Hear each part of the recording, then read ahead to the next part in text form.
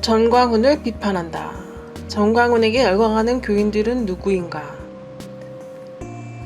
양희삼 목사 기고.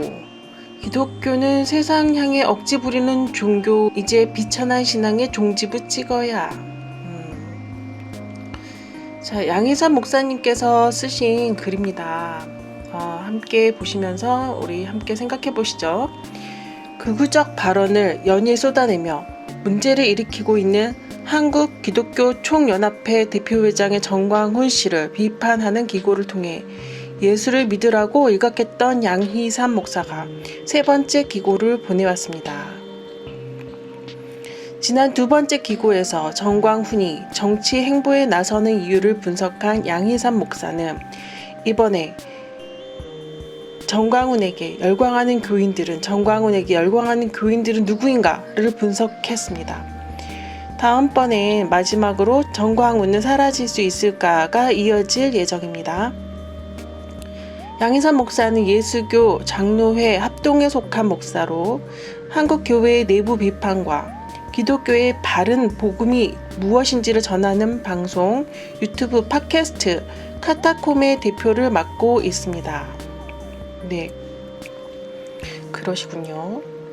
자, 어떤 내용인지 한번 보실게요. 고대로부터 종교는 무지와 맹신이라는 양분을 먹고 자라왔다. 안타깝게도 종교는 맹신을 강조할수록 더 잘나가고 성장한다. 상식을 가진 사람들은 이해할 수가 없겠지만 냉정한 현실이다. 맞죠? 대부분의 사람들은 여관에서 전광훈을 지지하고 따르는 자들을 쉽게 이해할 수가 없을 것이다. 사람을 죽으라고 망언을 하는데 그 말에 환호한다. 온갖 망발을 하는데 거기에서 카타르시스를 얻는 양 웃으면서 박수치고 소리를 지른다. 세상 참 비루하다. 전광훈이 말하는 것이 기독교와 관련이 있는가?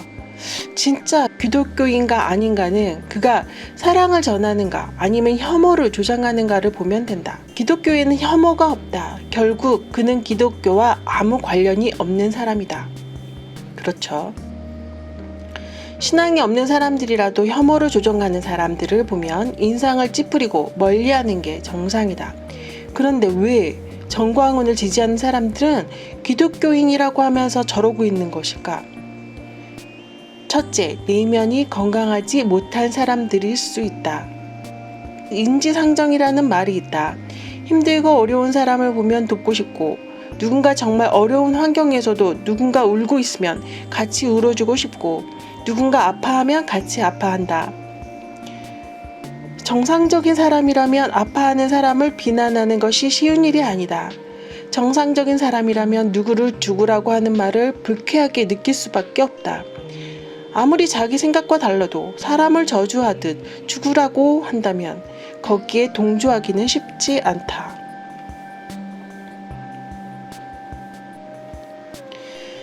그런데 그 어려운 일을 해내는 사람들이 있다. 인간으로서 해서는 안 되는 말을 들으면서도 그 말에 환호를 한다. 박수를 치며 기뻐한다. 그들을 정상이라고 할 수 있겠는가? 어딘가 문제가 없다면 그럴 수 없다. 겉은 멀쩡해 보이니 속이 문제일 것이다. 결국 마음이 아픈 사람이 아니겠는가? 전광훈의 혐오 발언을 듣고도 환호하는 사람들이라면 혹시 마음이 아픈 사람들은 아닌지 생각해 봐야 한다. 둘째, 애초부터 신앙의 목적이 잘못된 사람들이다. 기독교인 가운데에는 하나님을 위해 신앙생활을 하는 사람이 있고 자기를 위해 교회를 다니는 사람이 있다. 안타깝게도 첫째 부류는 아주 드물다. 대부분이 둘째 부류에 속한다. 교회를 다니고 예수를 믿는 이유가 오직 자기다. 자기가 잘 되고 자기 가족들만 건강하면 되고 자기가 돈을 많이 벌면 된다. 복을 받기 위해서 하나님을 믿는 것이다. 그놈의 복만 받으면 끝이다. 사람이 나이가 들면 부모님을 모시거나 돌보게 된다. 기독교 신앙도 마찬가지다. 예수를 처음 믿고 어린 신앙을 가졌을 때는 나의 필요를 채워달라고 기도하지만 신앙생활을 하면 할수록 하나님께서 원하시는 것이 무엇인지를 생각하고 그 뜻을 헤아려야 한다. 그래서 성숙한 신앙인이라고 할 수 있다. 구약에서는 고아와 과부와 나그네를 돌보라고 하셨고, 그 말씀이 신약에 와서는 내 이웃을 내 몸과 같이 사랑하라는 명령으로 이어져 왔다. 그것이 하나님의 뜻이다. 그런데 정광훈을 지지하는 사람들에게 과연 그런 사랑이 존재하는가? 오히려 주변 사람들에게 큰 피해를 주는 것이 다반사다. 지나가는 행인을 폭행하고 건물에 들어가 아무 데서나 볼일을 보고 심지어 장애인 학교에서 수업에 방해가 된다고 했더니 찾아가 협박을 하는 사람들이다. 내가 아는 기독교 신앙에 그런 것은 없다. 제가 보기에도 그래요. 셋째, 상식도 없고 역사의식도 없는 사람들이다. 신앙의 목적이 복을 받는 게 전부이니 도덕과 윤리, 심지어 상식도 중요하지 않다. 문재인 대통령을 끌어내리는 것이 복을 받는 길이라는 기괴한 발언에도 아멘을 하는 사람들이다. 그것이 기독교 신앙과 무슨 관계가 있단 말인가? 그쵸? 제가 보기에도 그러네요. 역사의식이라고는 눈꼽만 끝도 없는 사람들이다. 그냥 교회 다니면 우리 편이고 장로라고 하면 아무것도 보지 않는 사람들이다. 그가 어떻게 살아왔는지, 정치적인 지향은 무엇인지는 하나도 중요하지 않다. 이승만, 김영삼, 이명박 생각해보면 대한민국은 장로들이 나라를 망쳤다고 해도 과언이 아니다. 그런데 그 중에 누구는 국분이 뭐니 하면서 떠들어댄다. 도저히 역겨워서 견딜 수가 없다. 넷째, 잘못된 확신을 가진 사람들이다. 정광훈을 지지하는 사람들은 정말 이 나라가 공산국가가 되었다고 믿는 듯하다. 멀쩡한 사람이 보기에는 아무 말 잔치 가짜 뉴스인데 그걸 진짜로 믿는 사람들이다. 속이는 사람이 나쁘다. 그러나 속는 사람도 나쁘다고 하지 않을 수 없다. 우리에게는 세상의 이치를 판단할 수 있는 지식과 지혜라는 것이 있고 생각할 수 있는 머리를 가지고 있다.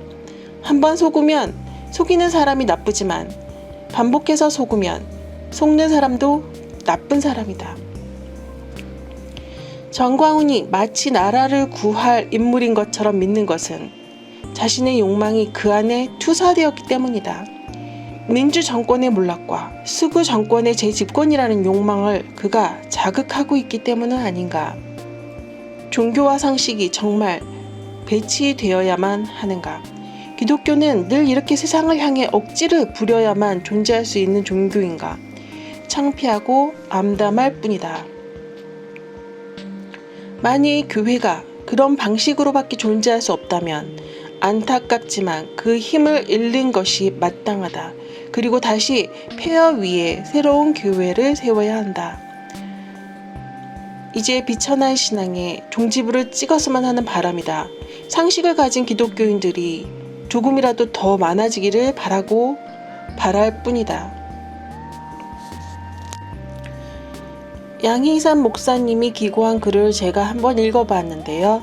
제가 이것을 읽었던 이유는 요즘 벌어지고 있는 일들이 종교가 정치와 관련이 있나 라는 생각을 해봤던 여러 가지 생각 중에 양희삼 목사님 생각이 제 생각과 맞아서입니다.